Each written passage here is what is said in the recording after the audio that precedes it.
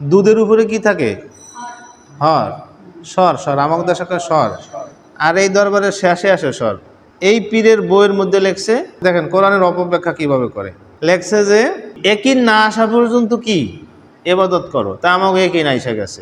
যেমন কোরআনে এক জায়গা আছে অবুদু রব্বাকা হাত্তা ইয়াতিয়াকাল ইয়াকিন, যে তুমি একিন না আসা পর্যন্ত ইবাদত করো। এদিকে এক পীর আছে, নাম বললাম না, এই পীরের বইয়ের মধ্যে লেখছে, বইয়ের নাম হলো সেরে হক জামিনুর। এই পীরের দরবারের লাস্টে কি আছে? দুধের উপরে কি থাকে? হর। স্বর, স্বর আমাদের দেশে স্বর। আর এই দরবারের শেষে আসে স্বর। এই পীরের বইয়ের মধ্যে লেখছে, দেখেন কোরআনের অপব্যাখ্যা কিভাবে করে। লেখছে যে একিন না আসা পর্যন্ত কি ইবাদত করো, তা আমাকে একিন আইসা গেছে।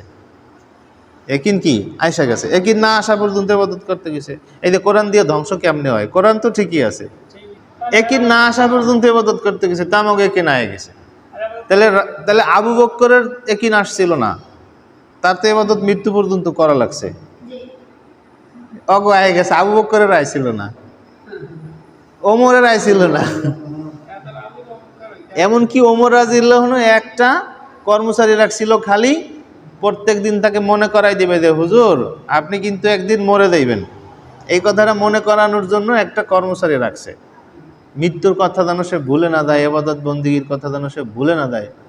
তারা কি পরিমাণ ইবাদত বন্দিগি ভয় করছে এবং আল্লাহকে রাজি করার জন্য আমল করছে।